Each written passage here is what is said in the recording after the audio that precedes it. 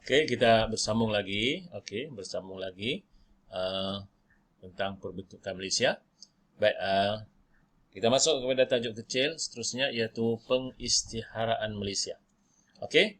Jadi di sini ada dokumen pemasyuran Malaysia dalam bahasa Melayu bertulisan Jawi. Kamu boleh lihat dokumen ini dalam buku teks kamu pada muka surat 6. Kamu boleh baca. Dia ada dua. Satu yang original tu ialah tulisan Jawi dan di sebelahnya itu tulisan Rumi. Kamu boleh baca. Baik. Pemasyuran Malaysia pada 16 September 1963. Okey, jadi maknanya pembentukan Malaysia. Ini dibentuk, Malaysia ini dibentuk pada tahun 1963. Sebab itu pada setiap tahun 16 September kita bercuti untuk merayakan ataupun memperingati tarikh pembentukan Malaysia ini. Okey.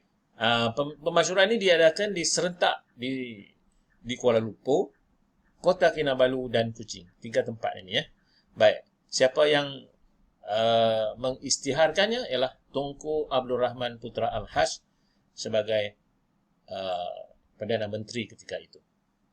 Baik, kemudian seterusnya Tun Abdul Razak Hussein mengisytiharkan di Kota Kinabalu, Sabah. Tadi Tun Tunku Abdul Rahman mengisytiharkannya di Stadium Merdeka, Kuala Lumpur. Tun Abdul Razak bin Hussein mengisytiharkannya di Kota Kinabalu, Sabah. Dan Tan Sri Datuk Muhammad Khair Johari, Menteri Pertanian dan Koperasi ketika itu, mengisytiharkannya di Kuching, Sarawak. Okay, baik. Seterusnya, Tan Sri Datuk Muhammad Khair Johari ini sebagai Menteri Menteri Pertanian dan Koperasi mengisytiharkan pemasyuran Malaysia ini di Padang Sentral, Padang Sentral, Kuching, Sarawak. Baik. Ini adalah antara ayat-ayat yang terdapat dalam pemasyuran Malaysia, pemasyuran Malaysia. Baik, kamu boleh baca dalam buku teks kamu. Baik, ini adalah antara tokoh-tokoh yang terlibat dalam pembentukan Malaysia. Baik, kita lihat satu persatu.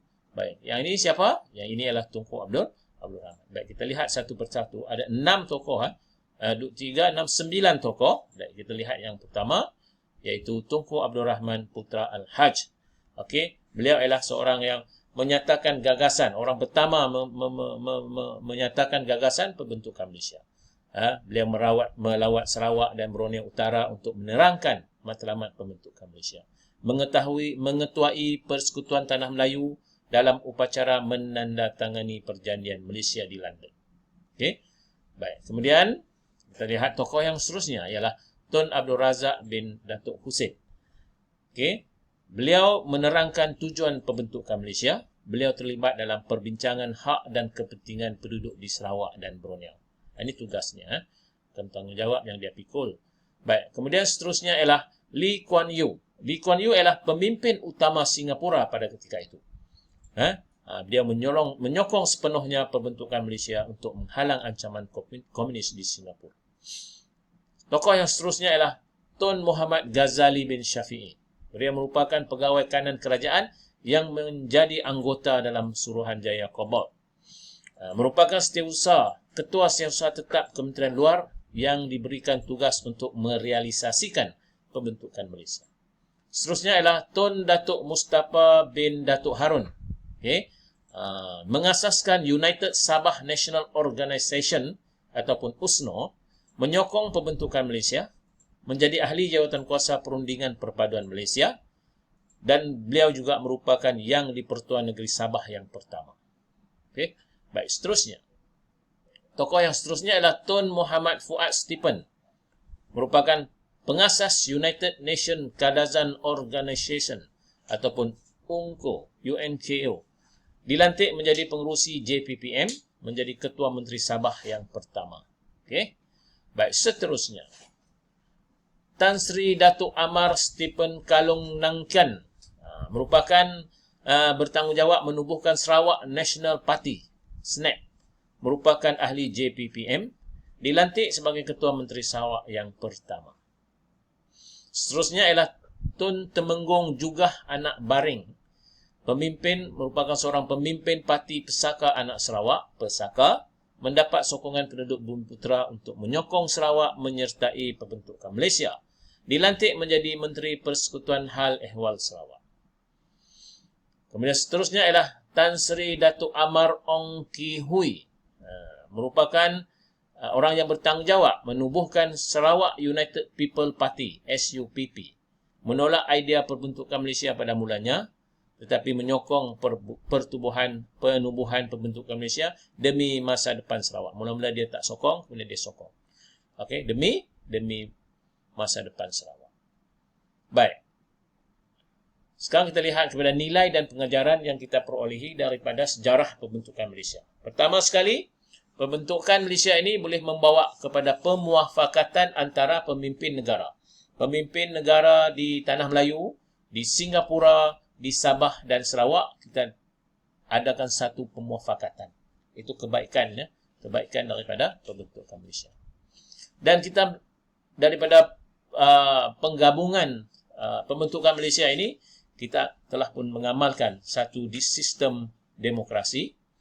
Kemudian kita bijak merancang strategi dan membentuk perpaduan kaum. Nah, kalau kita lihat ada permuafakatan antara pemimpin negara, seperti yang saya katakan tadi, dibentuk jawatan kuasa pemuafakatan pemimpin. Okey. Kemudian penubuhan jawatan kuasa kabinet. Okey. Kemudian mengamalkan sistem demokrasi, ya, sistem pemerintahan demokrasi, di mana referendum telah diadakan di Singapura dalam proses pembentukan Malaysia. Rakyat telah diberi peluang membuat keputusan untuk menyertai pembentukan Malaysia. Membentuk perpaduan kaum. Okey, oleh kerana negara kita mempunyai banyak kaum, jadi dengan pembentukan Malaysia ini dapat membentuk perpaduan kaum. Pelbagai kaum dan etnik telah dapat disatukan melalui pembentukan Malaysia. Kemudian daripada pembentukan Malaysia ini kita dapat menyekat pengaruh komunis. Jadi bijak, kita dikatakan bijak merancang strategi untuk menyekat pengaruh komunis. Jadi dengan pengaruh komunis yang telah kita sekat itu, suasana aman damai menjaminkan kesejahteraan rakyat. Baik, cikgu rasa sampai di sini saja pelajaran sejarah kita. Okey, nanti cikgu akan berikan kamu soalan-soalan yang boleh kamu jawab. Jadi sampai di sini saja. Sekian. Wabillahi taufiq wal hidayah. Assalamualaikum warahmatullahi wabarakatuh.